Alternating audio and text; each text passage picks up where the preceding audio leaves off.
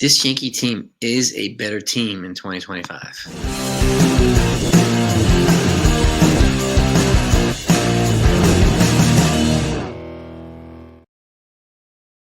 What's going on, everybody? So the Yankees won the first game last night against the Anaheim Angels. Score 5-1. Ryan Yarbrough was fantastic. Anthony Volpe came through with a 3-run double. And just had a collectively balanced attack over the course of the night. Okay, and they saved quite a few relievers, which is a good thing. So, because we've got 2 more games before a day off on Thursday, and then we have a 3-game set against the Dodgers at Dodger Stadium. So, it's going to be a pretty intense stretch up in the West Coast, but they got off to a good start so far. And I hope they continue to do that. I'll be live on Thursday night, by the way. I'm going to have Jason Custodio and the Ace Avenue on with me.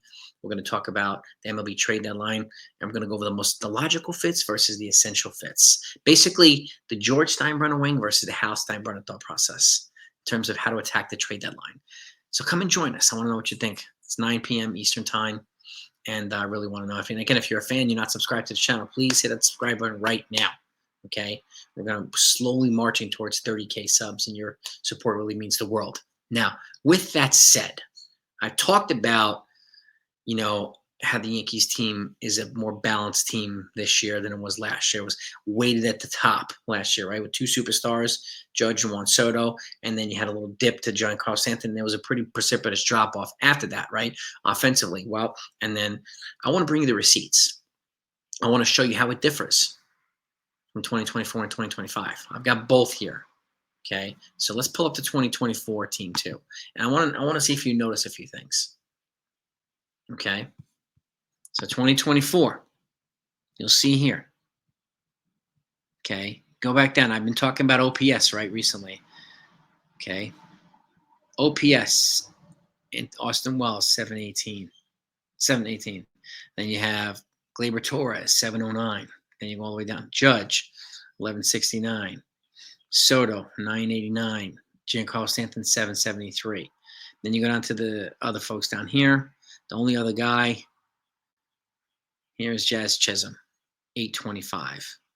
That played I'm talking about people who play regularly, not guys that have like 2 at-bats. So I'm not even considering them down below. But if you look at the collective body of work here, okay, the batting average was 248 as a team, 333 on-base percentage. The slugging was 429.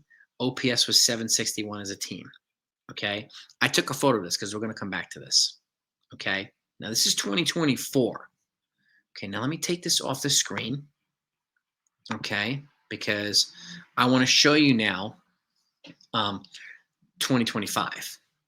Okay, so my face will come back in a second. Now let me pull up here 2025 because I want you to see the difference for yourself, and it just brings to life what I've been talking about.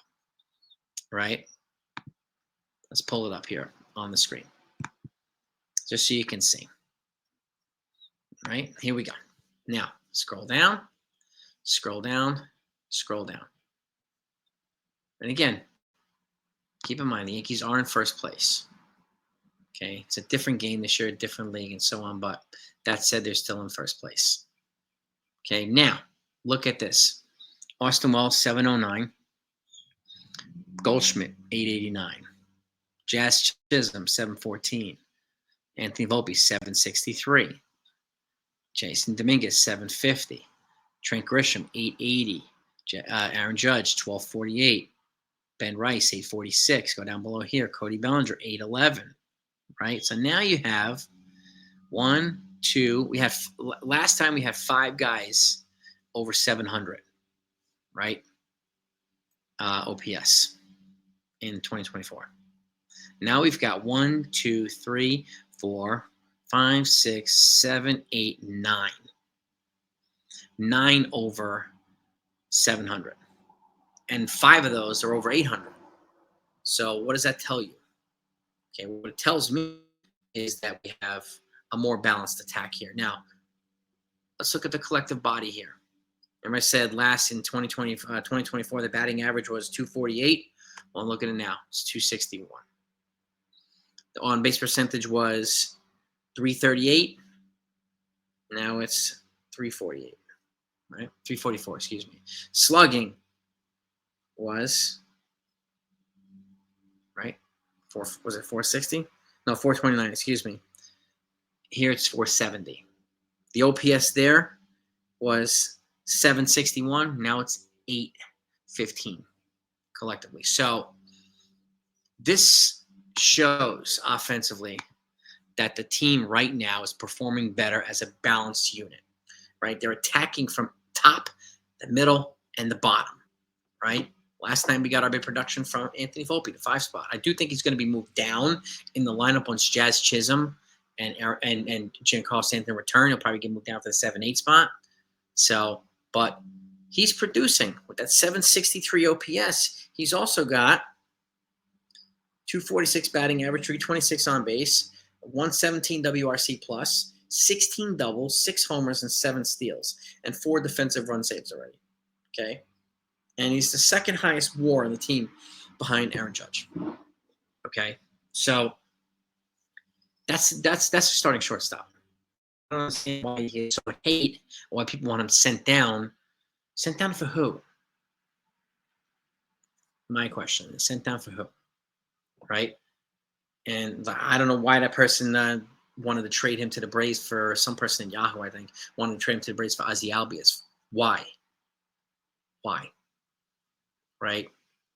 So this unit, okay, as a whole, is a better unit than we were last year. Last year we were top heavy with 2 superstars. Now we have an attack that goes from 1 through 9. And you never know where it's going to hit.